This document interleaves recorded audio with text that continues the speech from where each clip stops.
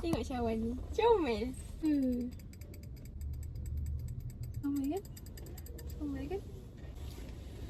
Rasa macam hilang bau. Lepas tu ni, Kak Yang beli. Lepas tu ni, Kak Yang beli. Ini, saya beli. Ada satu benda dia beli yang macam bila masa dia ambil. Lepas tu saya ni, saya beli. Saya tak nak bagi sesiapa masuk bilik saya. Terutamanya dia. Tapi dia terkejah je. Lepas tu ni, nampak lah kan, dia beli.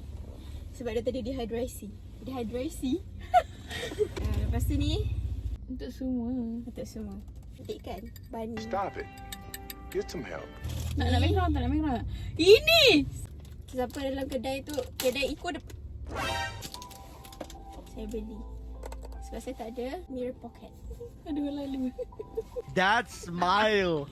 Cermin.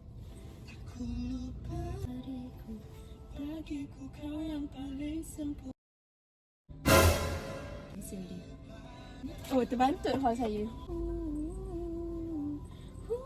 Table satu. Ini bersekolah ke?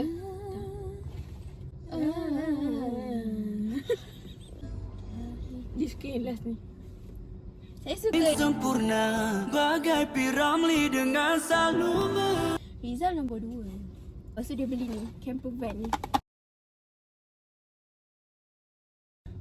Inilah antara sebab-sebab saya beli ni.